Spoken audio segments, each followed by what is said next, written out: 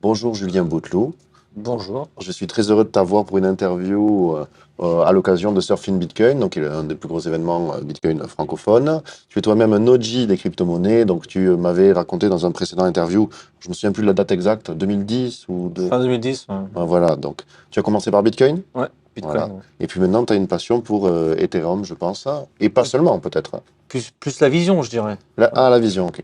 La vision de la décentralisation, de cet écosystème, de ce qu'on peut apporter à la société, Ouais. et en utilisant la technologie. Que ça passe par Bitcoin, par d'autres blockchains comme Ethereum. Tant que ça fait du bien à la société, c'est... Bon, ben, c'est parfait. C'est Écoute, le principal. on compte sur toi parce que je sais que tu as beaucoup de projets.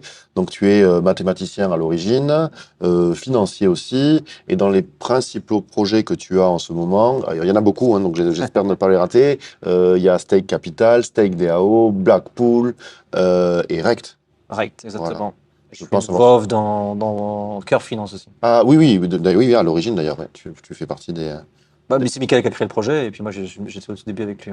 Ce qui est d'ailleurs Au début. un des fleurons de la finance décentralisée sur. Je pense que c'est le plus gros projet de la finance Ouais. centralisée sur Ethereum. Et en plus, pas que sur Ethereum, qui est cross-chain. Donc, Prochaine, oui. J'ai dit sur la finance sur Ethereum, mais non, je pense que oui, c'est Ouais. le plus gros projet de la finance, de la DeFi. Hein. Mais j'y reviendrai, de toute façon, tu me diras. Et je sais que tu essayes de maximiser, en fait, l'intérêt de ce protocole, notamment avec. Les liquid lockers, Voilà, c'est la nouveauté de StakeDAO. exactement. Le gros pivot de SailDAO qui a mis un peu plus d'un an de recherche. Hein. Ok, bon, ça, on va y revenir. Alors, moi, j'ai l'habitude de commencer les interviews avec une question un peu perso et indiscrète, mais ça, tu y reviens comme tu veux. C'est, tu es dans les cryptos, c'est le folio de l'invité, sans forcément, évidemment, donner les montants, bien sûr. Mais par exemple, je me pose des questions, est-ce que tu as toujours des bitcoins dans ton folio ou pas? Et sur quelle chaîne? Est-ce que tu les gardes sur Bitcoin ou est-ce que tu les fais travailler ailleurs? C'est une information publique puisque je suis un des premiers utilisateurs de Mondgox. Alors moi aussi, je suis passé par là. Forcément, Oui, mais ceux-là, tu en on disposes est- pas trop. Oui, mais on est holder. Ah oui, À défaut. bon gré, mal gré. Donc, Voilà. donc tu as toujours des bitcoins. J'ai des bitcoins aussi dans des wallets. Ils sont bien gardés, ceux-là. Ceux-là sont bien gardés. Ils sont gardés, ils sont surveillés par les Américains, ils sont surveillés par les Japonais, par l'assurance. Voilà, on est plutôt pas mal là-dessus. Ils bougent pas. Quoi. Sinon, après, en Bitcoin, en natif, je ne vais pas dire que j'en ai beaucoup, j'en ai quelques-uns. Ouais. Après, tout dépend de ce qui est beaucoup et pas beaucoup. Oui, non, ça, c'est pas vraiment la question. Voilà. C'est surtout savoir. Et après, là, je vais dire que la majorité des Bitcoins que j'ai, Ouais. même si on est Bitcoin maximaliste, sont sur Ethereum. Voilà, travaille. ça, c'est quand même sympa, tu vois, c'est rigolo. Sur Curve. Sur Là, Curve, sur les ok. Liquid Lockers. Parce Ok. que les Liquid Lockers utilisent aussi la gouvernance, utilisent tout ça pour faire maximiser le yield. Donc forcément, c'est intéressant. Donc sur Curve, par la surcouche de StakeDAO, Voilà. qui Sur Curve, plus AV, donc Ah, yield de market making, Oui, yield de plus landing landing. platform, Ouais, ligne de market making, et dessus la couche lobby de Liquid Lockers. voilà. Donc c'est un ensemble qui rapporte un yield, c'est de la valeur intrinsèque, puisqu'en fait, c'est du vrai, c'est de l'argent qui vient du market making, de l'argent qui vient de la plateforme d'emprunt, et de l'argent qui vient des bribes du lobby. Alors moi, ça, j'adore. C'est une des tendances, j'ai l'impression que ça s'appelle le real yield. Ouais. C'est-à-dire qu'au lieu d'avoir des rendements qui sont le fruit de l'inflation, c'est le rendement qui sont le fruit Spéculation sur souvent un système Ponzi qui va Ouais. vendre un asset, l'autre va l'acheter, ainsi de suite, ça va monter en pensant que les autres vont l'acheter. Donc, on a Et là, plusieurs projets qu'on a connus là-dessus. Et là, ça vient de l'usage, et je crois que Curve a un usage monumental. Curve, on fait à peu près entre 500 et 3 milliards de volume par jour. 4 bips. C'est quand même honorable. Voilà, et donc l'entièreté des profits sont redistribués Ouais. aux personnes qui font venir la liquidité. Ouais, ok. Donc il n'y a pas de profits qui sont distribués à l'extérieur. Donc ça Comme une permet, façon centralisée, par exemple. ouais, c'est génial, et ça permet à n'importe qui d'être market maker finalement, ou d'être. Exactement. Ouais, Donc en fait, en donnant simplement la liquidité dans une pool, on fournit la liquidité pour le market making automatique via des algorithmes mathématiques. Ce qui fait qu'en fait, on est market maker. Et en plus, dans les fonctionnalités de StakeDAO, c'est aussi la simplification du point de vue de l'utilisateur. C'est-à-dire qu'on vient avec le liquid locker, parce que ce sont des stratégies qu'on pourrait faire à la main, je suppose, et en fait, ça vient automatiser. Alors, les stratégies qui sont un peu de DeFi Lego, qui sont une stratégie qui va optimiser le rendement d'une plateforme d'emprunt comme AV, plus le plateforme de market making comme Curve, Oui, ça, tout le monde peut le faire. ok. C'est juste, le problème, c'est que ça va engendrer des coûts beaucoup plus élevés, puisqu'en fait, vous n'avez pas mutualisé la liquidité Oui. et passer d'un produit à un autre. Donc, ça coûte relativement cher. Nous, ce qu'on a rajouté avec Liquid Locker, et ce qui est intéressant, c'est l'aspect gouvernance et lobby. Donc, en fait, on a copié exactement ce que se passe dans la finance traditionnelle, dans on va dire, la gouvernance traditionnelle, ce qui est un peu dommage dans le sens, en fait, on copie exactement ce que le monde de la société a connu avec le Parlement, la Commission européenne, qui vont faire les acteurs Oui. autour, qui sont installés Oui, oui. sur des lobbies. vont faire du lobby, ils vont incentiviser des acteurs à prendre certaines décisions. Nous, on fait la même chose avec Liquid Locker, mais pour le bien de chacun des protocoles. Au lieu de maximiser le rendement court terme pour nos propres utilisateurs, on va maximiser le futur de chaque protocole et indirectement, ça va rapporter à ceux qui vont venir à la liquidité. Donc en fait, on va s'amuser à rediriger l'inflation du protocole et les rewards dans certaines pools, dans les pools qu'on supporte. Oui, ok, très bien. Et il y a une vision moyen-long terme que tu dis. C'est pas uniquement court terme. Exactement. L'avantage par la gouvernance. Ouais, d'autres acteurs qui sont arrivés sur le marché. En fait, il faut savoir que Curve a été développé il y a à peu près Curve State DAO, 1 an et demi. Oui. Parce que j'avais vu que des acteurs intentionnés ou mal intentionnés, l'avenir nous dira, mais je pense que c'est déjà écrit à l'heure actuelle, Ah bah attends, qu'ils voulaient prendre le contrôle de Curve. Mais alors, bon, moi je pense à un acteur du coup, est-ce que c'est Convex à qui tu fais référence? Je pense que le premier qui a essayé de prendre le contrôle de Curve, c'est André de chez Yearn. Ah ouais, ok, oui. Qui s'est plaint publiquement que Michael avait restaké les assets, donc ça avait fini dans Bloomberg ou je ne sais plus, que le protocole de Curve n'était pas décentralisé. Or, il faut savoir que juste avant cette transaction, la personne qui avait plus de 40% des décisions était André. Ah c'est une adresse pour 0x, donc il y a quand qui même n'est des pas vraiment, mais qui est plutôt fantôme, on ne sait pas trop. Fantôme. Et en fait, non, directement, c'était ça. Donc, Michael est revenu à reloquer pour pouvoir prendre des décisions sur son protocole, puisque la vision de Curve, on ne sait pas encore là où ça va aller, mais c'est du FX, donc c'est très grande vision. Il faut avoir une exécution pertinente et rapide. C'est l'inflation, en plus. Non, c'est exactement la même chose que Bitcoin. Ça va être au bout de, ça dépend, mais au bout entre 6 et 9 ans, ça va tendre à l'infini. Mais ça ne sera jamais fini, puisqu'en fait, vous divisez par, grosso modo, vous divisez par un racine carré de 2 plus quelque chose. Donc, ça va toujours tendre vers l'infini, mais il n'y aura pas beaucoup d'assets qui seront Et là, le but, c'est d'avoir concentration, une accumulation de ces tokens, ce que moi j'appelle du liquide démocratie. Des personnes qui n'ont rien à voir, qui s'en fichent de la gouvernance, veulent seulement être involved ou initiés dans la DeFi pour les rendements. Et nous, en fait, on essaie de dire à ces personnes-là, déléguer votre gouvernance, de liquide démocratie. Et nous, avec cette gouvernance-là, on va faire en sorte que on va suivre les fondateurs et les corps exécutants de ces projets pour la vision de chacun des protocoles. Et en même temps, on va rewarder ces personnes. C'est pour ça qu'à l'heure actuelle, on a les meilleurs yields de l'industrie dans les liquid lockers. Non pas avec l'inflation des protocoles, mais bien avec cette gouvernance. Par le vote. Et en plus, c'est sympa parce que ça lutte contre un problème qui est l'apathie des électeurs, qui est classique dans le système de vote. C'est vrai qu'on n'en fait rien. Donc là, en fait, finalement, ils délèguent à des gens qui suivent le protocole de près dans leur propre intérêt. Et donc, nous, ce qu'on fait, on met le trust et notre réputation en jeu. En disant, moi, forcément, les gens savent que je suis publiquement involved dans Curve. Donc, mon intérêt, c'est de faire en sorte que Curve, dans le futur, persiste et soit pertinent, et non pas dans le court terme des profits personnels, comme par exemple pourrait faire un Convex en vendant l'entièreté des CRV pour pouvoir augmenter les yields. Je ne dis pas que c'était le but d'un projet comme ça, mais c'est qu'on appelle ça les aspects de l'argent économique pour pouvoir faire en sorte que les utilisateurs du protocole soient toujours contents. Et donc, si les utilisateurs viennent dans un protocole et qui veulent avoir des yields élevés et du jour au lendemain les yields diminuent, que vous passez à 80%, à 30% et demain vous passez à 25%, les gens ne seront pas contents. Oui, bien sûr. Les gens préfèrent avoir un yield qui fasse 2% un jour et le lendemain en fasse 3%. C'est un cercle vicieux. Disons que c'est où on a l'air moral un peu des deux. En tout cas, c'est cool. Donc ça, alors là, ça a entamé un peu sur ma liste de questions, mais ça, on s'en moque. Et sur le folio, parce que moi j'y étais, du coup, tu es investi dans Curve. Quels sont les autres protocoles que tu suis, dans lesquels toi tu investis des finances, en fait, des capitaux? Donc on a parlé de Bitcoin, je suppose qu'il y a de l'Ether. Il y a de l'Ether. Après, mon portfolio, il est un petit peu public parce que c'est sur Stack Capital. Ouais, ok. Donc moi, je suis un business angel. J'ai investi beaucoup, même pendant le bear market, il y a longtemps, avant 2017, mais depuis 2015 dans l'industrie. Et en fait, j'investis que dans les projets que je comprends. Donc, tout ce qui est maths, physique. Donc, des projets où j'ai soit eu l'occasion d'être initié dedans, soit eu l'occasion de construire ou d'être impliqué dans les équipes. Donc, ça va être tout ce qui est finance traditionnelle. On ne reconstruit pas la roue, on change juste le système qui sert de technologie en dessous, mais ça va être tous les systèmes d'emprunt, les auto-market makers, les systèmes d'indices, les projets d'automatisation, les projets de monitorisation, donc des non-chain, du analytique, tout ce qui est... En fait, j'investis dans tous les différents piliers de la société. Donc, ça va être protocolaire, ça va être projets qui vont aider le particulier, ainsi de suite. Donc, par exemple, des morphos, et beaucoup en France. J'appelle ça le futur de France. Des gens ont construit des plateformes qui vont se plugger sur mon portfolio et qui vont appeler ça Future of France. Ouais. Mais des gros acteurs qui construisent des choses incroyables Oui. en France, et c'est plus intéressant. Ok, mais super. Donc, finance décentralisée à fond. Voilà, finance décentralisée. Et après, il y a quand même une petite partie physique quantique. Ah ouais. Pas mal. Que tu retrouves dans les cryptos ou hors des cryptos? Non, c'est des projets qui vont avoir un impact sociétal assez important. C'est pas vraiment de la crypto, mais le concept se rapproche, par exemple, de décentralisation des systèmes de radiologie. Ok. Donc avoir l'ubérisation de quelqu'un qui conduit un petit camion et dedans, vous pouvez faire une radio. Ok, c'est rigolo. Ça, c'est sympa parce qu'en fait, ça fait une décentralisation. Donc après, vous pouvez avoir le concept de blockchain parce que tout ce qui est nœud pourrait être une radio et donc indirectement, les particuliers pourraient avoir accès à la santé.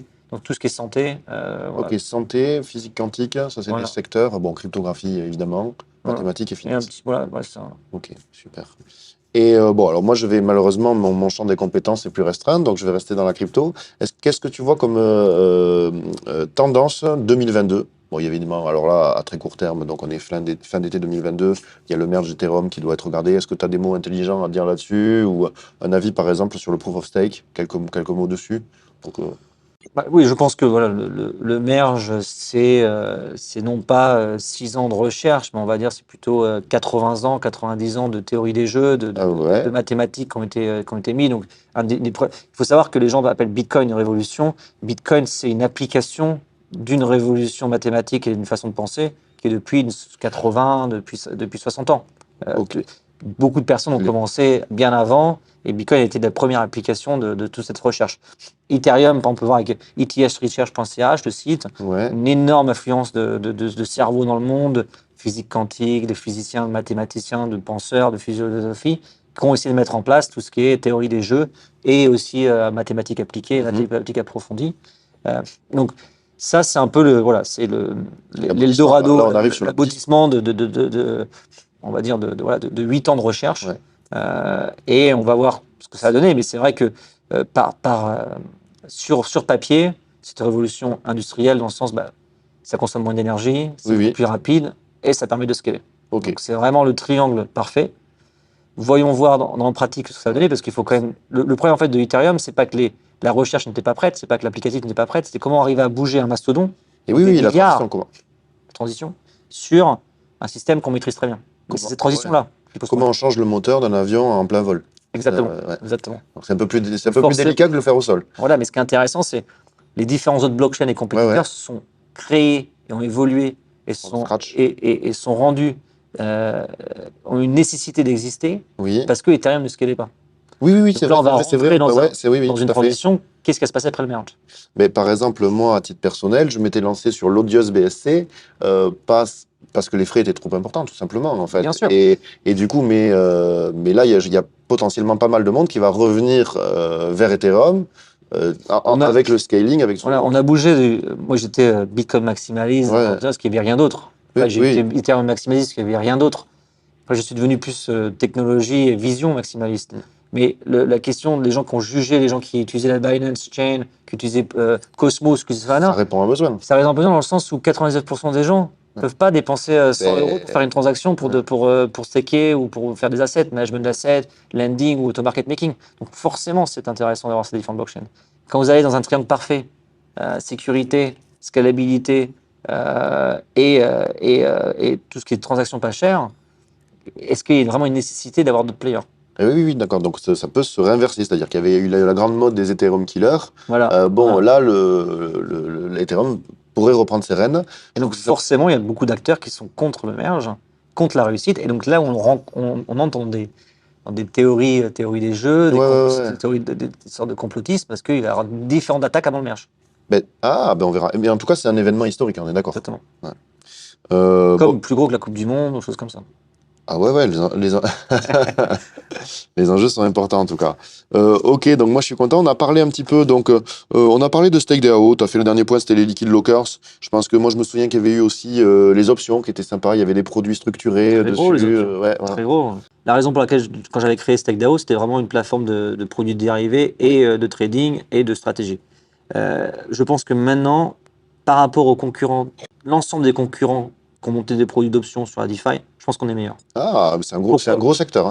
C'est un gros secteur. Et pourquoi en fait on est meilleur? Parce qu'en fait, on a pris l'approche du monde des options avec une approche très tradie. L'équipe qu'on a, on a une expérience des options du marché traditionnel, on a essayé de l'adopter au monde de la DeFi, et on communique avec les market makers. Et c'est pour ça que les rendements sur les options, ils sont incroyables, ils sont bien, ils sont bons par rapport à d'autres projets qui, eux, sont 100% sur les options et qui n'ont pas des aussi bons rendements parce qu'ils ne maîtrisent pas la finance traditionnelle. Mais moi, j'ai tendance à penser que le monde de la finance traditionnelle était quand même, quand les cryptos sont arrivés, plus évolué, plus compétitif. Et donc, qui peut le plus, peut le moins. C'est-à-dire que les gens qui viennent de ce monde-là ont quand même un avantage en général dans la crypto. Les gens pensent que la DeFi, c'est une révolution d'idées, une révolution de technologie, des choses comme ça. Non, non. Ce qui est révolutionnaire, c'est le protocole. Mais les idées qui ont été montées dessus, faire un auto-market maker, c'est automatiser les market makers. Faire une plateforme comme AV, c'est une plateforme d'emprunt. Il n'y a rien de révolutionnaire dedans. L'entièreté des options, faire des shorts, des puts, des choses comme ça. Il n'y a rien de révolutionnaire. Donc tout ce qu'on construit, c'est adapter les produits de la finance traditionnelle sur la finance décentralisée et redistribuer les profits aux utilisateurs qui utilisent ces produits et donner l'accessibilité de pouvoir être construit par tous. Donc c'est vraiment là la révolution. Mais la révolution n'est pas une révolution d'idées. C'est pas une révolution de produits. C'est une révolution d'idées, mais pas une révolution de produits. Voilà, ouais, ok. Et surtout qu'elles peuvent se mettre en place alors qu'avant c'était plus difficile, c'était impossible. Maintenant, surtout que c'était pas accessible par tous. Voilà. Alors que là, c'est accessible partout, c'est ça qui est intéressant. Bon, moi, de toute façon, tu prêches un convaincu, donc je regarde ça avec des yeux d'enfant, et donc, courage, longue vie à vous sur StakeDAO, et je passe dessus régulièrement. J'ai vu aussi le token a un peu évolué, non? Il se lock maintenant, il y a des systèmes de locking inspirés de Curve. Hein. Alors, c'est un liquid token, ou pas liquide dans le sens où vous pouvez le locker pour avoir les rewards, voilà. Et donc maintenant, vu que les liquid lockers cartonnent énormément bien, et les options aussi, il y a une redistribution des rewards dans ces tokens. Et ce qui est intéressant, c'est que pour être gros acteur sur le lobby, on fait des systèmes de boost avec le token SDT. Et donc, énormément de personnes ont migré d'autres plateformes qui étaient compétiteurs sur cette DAO. Parce qu'en fait, pour $1 à injecter dans cette DAO, ça coûte souvent à 3 à 4 fois moins cher en termes de lobby. Donc, en fait, ça vous permet de soit aller faire en sorte qu'une pool soit incentivisée sur Curve, donc l'inflation. Donc, par exemple, un produit comme Celo, qui font un stablecoin, ils vont faire monter les intérêts, puisqu'en fait, ils vont faire monter leur inflation dans cette pool-là, avec le CRV token. Vous allez avoir différents systèmes de rewards, et en augmentant, vu qu'en fait, vous augmentez les systèmes de rewards dans cette pool, vous augmentez aussi les volumes, vous augmentez en fait les échanges. Et qui dit augmenter les échanges, vous augmentez en fait les profits. Donc après, c'est la valeur intrinsèque. C'est un peu un effet de levier sur le bribery, sur les. Exactement. Mais après, c'est encore une question, c'est est-ce que tout ce qu'on est en train de monter à l'heure actuelle est bien en termes de moyen long terme, puisqu'en fait, c'est un système de lobby, de bribing, de choses que dans la finance traditionnelle, la société civile, on essaie d'éviter, ou qu'on critique. Et oui, mais on verra. De toute façon, seul le temps nous le dira. Moi, je suis plutôt optimiste par rapport à ça, mais après, écoute, peut-être que je suis trop optimiste, mais je pense pas. Tu as dit un mot aussi, tu as parlé des stablecoins rapidement. Est-ce que tu as un mot sur les stablecoins, des stablecoins préférés? Il y a tout un sujet avec le fait qu'il y ait de la censure sur de l'USDC. Je pense qu'effectivement, dans les briques de la finance décentralisée, donc on a le lending, on a les places de marché, mais le stablecoin, c'est quand même une grosse brique. Parce que beaucoup de personnes sont arrivées récemment dans l'industrie. La raison pour laquelle la DeFi a commencé à s'accélérer dans l'adoption, c'est à cause du stablecoin derrière. Parce qu'à l'époque, en fait, les produits que les gens construisaient, il faut savoir que c'était pricé avec l'asset du protocole. Ce qui fait qu'en fait, on pouvait très bien se retrouver du jour au lendemain. Par exemple, je me rappelle, il y avait un produit qui permettait d'acheter des tickets pour aller à des événements. Du jour au lendemain, acheter le ticket à 200 €. Quoi. Oui, bien sûr. Et donc, quand DAI est arrivé, ça a complètement changé le game. C'est-à-dire en fait que l'entièreté des différents projets étaient pricés en dollars. À l'heure d'aujourd'hui, le problème en fait des stablecoins, c'est déjà 99% des gens construisent des stablecoins, c'était pour une approche économique, pour gagner de l'argent et non pas pour construire vraiment un produit pertinent. Donc il y a plusieurs types. Il y a le stablecoin custodial, le stablecoin algorithmique et un stablecoin qui est juste basé sur un système inflationniste comme le Terra, l'UST. Les stablecoins algorithmiques qui devraient être basés entièrement sur les mathématiques, on va dire qu'il y a un gros acteur en France qui est Angle, qui monte un stablecoin basé entièrement sur les mathématiques en utilisant des futurs, en incentivisant des gens à prendre des futurs qui vont contrebalancer le système de PEG pour maintenir en fait par rapport au dollar, à l'euro. En l'occurrence, Angle, c'est l'euro. Les systèmes custodial, c'est utiliser les mêmes principes que la finance centralisée, Avec de en nouveaux. donnant Ouais. l'asset te qualifier sur le marché de la Oui, oui. finance. Le problème de ça, c'est que forcément, ils ont entièrement contrôle de l'asset. Bien sûr, oui, oui. Et donc, forcément, il y a un mélange assez diabolique entre la finance, Ouais. entre les régulations Et oui, oui, et. c'est explosif. Voilà, c'est explosif. Puisqu'en fait, si vous savez. D'un côté, c'est ça quasiment, vous avez des purs maximalistes qui vont dire ah oui, ça faut que ça soit complètement décentralisé. Vous avez du jour au lendemain, ils se font hacker sur un projet, comme par exemple Yearn ou autre. Oui. Le hacker passe du USDC, UST sur une plateforme comme Binance, vous dire ah voilà, faut arrêter le wallet. Et... Donc, Ouais. un UST, un Tether vont arrêter le wallet. Oui, oui, bien sûr. Mais il faut savoir, est-ce qu'on veut 100% de décentralisation ou est-ce qu'on veut un guardian qui Ouais. permet, grâce à la régulation, de pouvoir être autoritaire sur certaines décisions ou certaines manipulations du marché. Mais ça, c'est des choix, encore faut-il l'avoir, parce que est-ce qu'il y a vraiment des stablecoins qui sont résistants à la censure, c'est-à-dire qu'ils ne soient pas... À l'origine, Maker était. Ouais, ouais, ouais. Le problème, c'est que Maker, Et actuellement? pour pouvoir arriver à scaler, Ouais. vu qu'Ethereum, c'était l'asset qui permettait de collatériser sur les CDP, donc de pouvoir collatériser un asset et pouvoir emprunter Oui. du DAI, de Oui. minter du DAI ou Oui. dans Burn, pour pouvoir scaler, ils ont fait entrer un UST Ouais. ou un USDC, un Ouais. USDT. Donc, ouais, ils ont fait rentrer le diable, Le ils ont loup fait dans la rentrer dans la bergerie. bergerie. Pour pouvoir arriver à scaler et être pertinent par rapport à différents acteurs ou d'autorités financières, ils ont fait rentrer les assets qui étaient collatéralisés par le dollar. Ok. Et ça, le problème. Après, bon, j'ai vu qu'il y avait une tendance, il y a quand même des gens qui essaient de, je pense, à Liquidity ou peut-être je sais pas comment fonctionne exactement Angle, mais je sais qu'il y a des stablecoins qui tentent de prendre le pas contraire et d'être censorship résistants. Bon, on verra si... Mais moi, je trouve que c'est sympa de pouvoir choisir entre ceux qui sont fonctionnels, parce que je comprends la proposition de valeur de l'USDC ou de l'USDT. Finalement, c'est un stablecoin, bon voilà, un gros volume, ça fonctionne. Par contre, il y a l'épée de Damoclès du gel des comptes. Après, le problème dans de dire qu'un stablecoin est décentralisé, c'est dans la supply chain, dans la chaîne Ouais. d'échange, il y a toujours un endroit où il faut rentrer ou sortir. Ouais. Donc, si vous rentrez en liquidity, mais que ces adresses-là a eu une activité avec Tornado Cash, Ouais. a eu ou une activité avec un échange centralisé comme Binance, ou a eu une activité avec un autre projet, Ça va être difficile. Binance peut très bien dire, bah oui, nous on connaît l'adresse qui a fait rentrer ces fonds, ou on connaît l'adresse sur qui on a distribué ces fonds, et donc cette adresse-là qui a l'USDC, on bloque l'USDC dessus. Donc c'est ça qui est intéressant, c'est qu'en fait, maintenant on commence à voir que des acteurs comme les Américains, sans le vouloir, sont déjà devenus extrêmement puissants sur la finance décentralisée. C'est vrai. Et ils sont ouais. déjà en train de gagner. Ouais, ouais. Par les stablecoins notamment. Par les stablecoins, Ouais. qui était le cheval de Troie. Ouais, ouais, ouais. Et donc en fait, au début, Ouais, ouais. la Fed et la SEC voulaient la comment bloquer. Voulaient bloquer ces Ouais. stablecoins. Sauf qu'au moment quand ils se sont rendus compte qu'il n'y a jamais eu autant de dollars dans les poches d'Européens qui Ouais. utilisent des produits financiers. C'est qu'à l'heure pas actuelle, faux, c'est pas faux. Quand vous utilisez la DeFi, vous utilisez des produits de dollars. Ouais, ouais. Donc forcément, vous n'avez jamais eu autant de dollars dans vos Ouais. poches.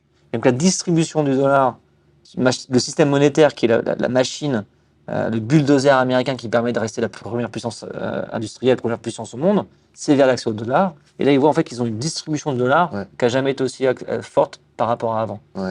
Et ils ont un pouvoir quand même peut-être de gouvernance. Ils pourraient avoir un pouvoir de gouvernance par le biais de ces stablecoins. Hein. Bien sûr, c'est pour ça que Gemini, que Coinbase veulent avoir des taux d'intérêt extrêmement forts sur Curve, puisque quand vous avez des taux d'intérêt extrêmement forts, vous devez déposer des liquides dans ces poules-là pour pouvoir les déposer, donc vous mintez de l'autre côté.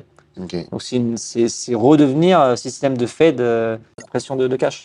Et moi, tu vois, ça m'inquiète, par exemple, par rapport à la résistance à la censure, tu vois, de Bitcoin ou d'Ethereum. Parlons d'Ethereum dans le cas présent. Moi, je me demande par rapport... j'ai surtout l'impression qu'en fait, les États n'ont pas vraiment fait la guerre aux cryptos, notamment l'État américain. Mais c'est sûr que s'ils voulaient prendre des politiques radicales, notamment sur les stables, en fait, pourquoi Ethereum, Proof of Work, la fork probable, n'aura pas de valeur? Tout simplement parce que déjà, s'il n'y a pas les stablecoins dessus, il n'y a pas tellement de défis, c'est un peu morné. Et dans des évolutions futures, en fait, le régulateur pourrait dire non, mais nous, je veux dire, ça c'est illégal, ou en tout cas, et les stablecoins suivraient.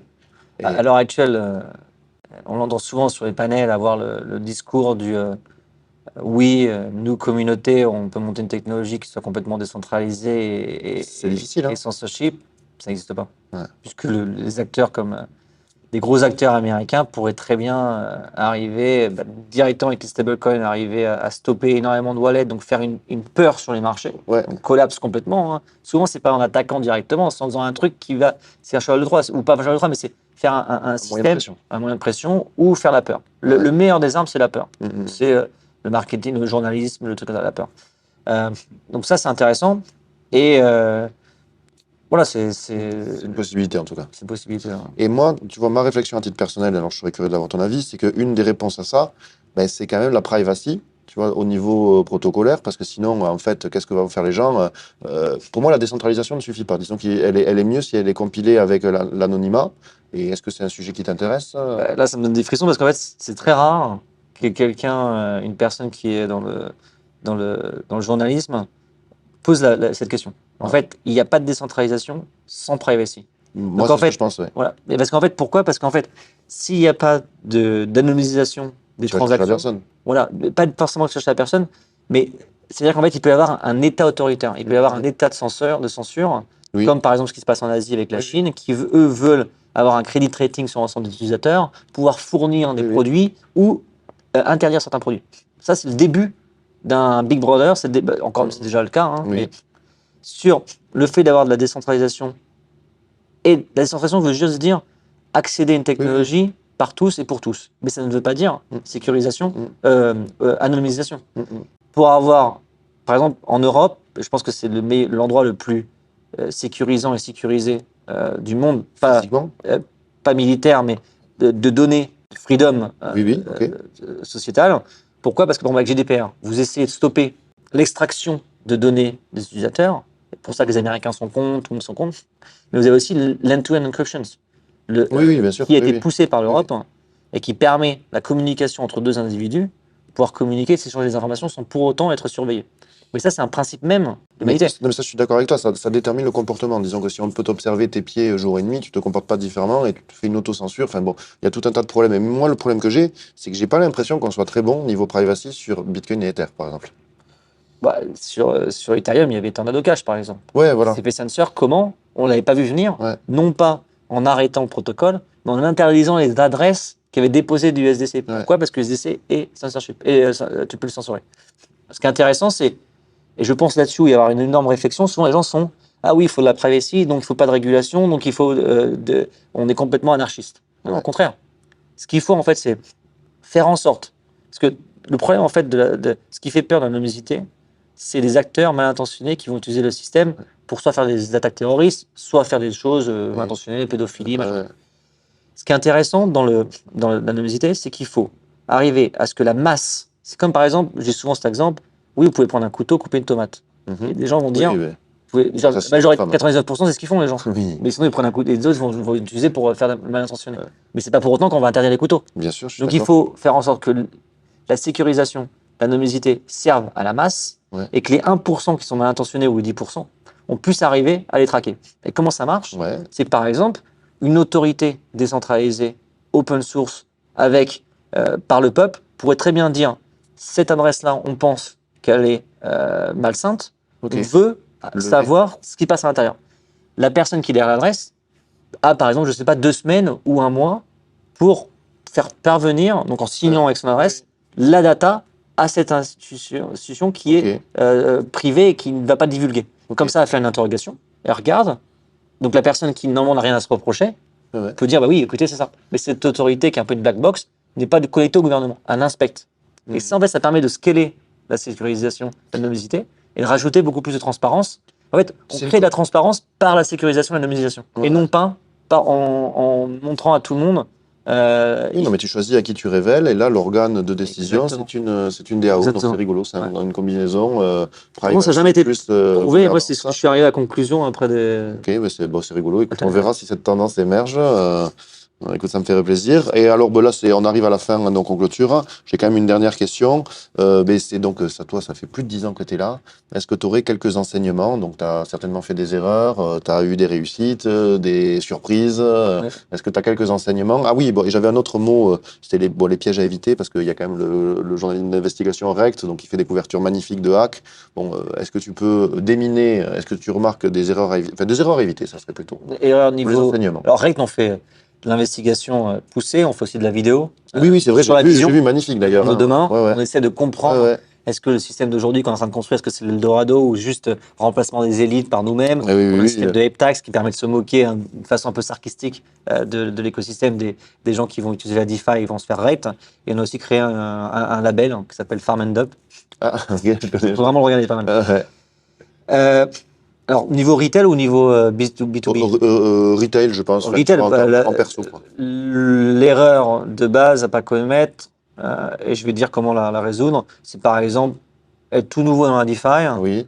vouloir directement mettre des fonds sans pour autant essayer de comprendre certains aspects. Par exemple, nous, par exemple, regardez votre podcast, Ouais, ouais. ou alors aller sur StakeDAO Academy, Oui. lire deux, trois petits posts qui prennent pas beaucoup de temps.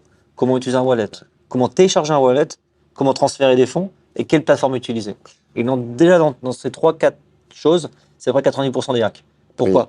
Les gens vont sur Google, mettent MetaMask, ils ont entendu MetaMask. Oui. Ce que la majorité des MetaMask Oui. c'est des scams. Oui, bien sûr. Voilà. Phishing, là. On Voilà, est... phishing. Donc qu'est-ce qu'il faut? C'est aller sur Twitter. Ouais. On regarde MetaMask, on regarde combien il y a de followers. Est-ce Oui, que on c'est follow croise. par d'autres personnes? On fait du cross-referencing Mhm. soi-même. Donc on a cette démarche de savoir, d'investiguer un petit peu. On va regarder sur Twitter, on va regarder, ok, ce Twitter-là follow tel compte, donc est follow par tel compte. Donc indirectement, ce cross-reference, oui, c'est bien le MetaMask, je le télécharge, je le prends, je le mets. Ou Frame, un autre wallet. Mhm. Une fois qu'on a ce wallet-là, il faut faire en sorte d'utiliser un ledger. Donc même si on a plus de 1000 euros, en fait, pour l'argent qu'on est prêt à pas perdre, il faut un ledger. Voilà. Si c'est 10 euros, 20 euros, vous êtes prêt à les perdre. Si vous n'êtes pas prêt à perdre 50 euros, prenez un ledger. Le ledger est quoi? Le ledger va permettre de sécuriser ses assets. Le conseil est simple, je crois qu'il rejoint en plus un adage de Warren Buffett, c'est le risque provient de ne pas savoir ce que l'on fait. Exactement. Donc Exactement. voilà, mais c'est un bon mot de fin. Je te remercie donc Avec d'être plaisir. venu. J'espère qu'on aura l'occasion de se reparler, de voir si ta vision de la privacy combinée avec de la gouvernance arrive. Et puis voilà, renseignez-vous. N'hésitez Super. pas à aller sur StakeDAO. Ah, super émission, hein. Franchement, Voilà. continuez les gars. Ça... Mais merci beaucoup.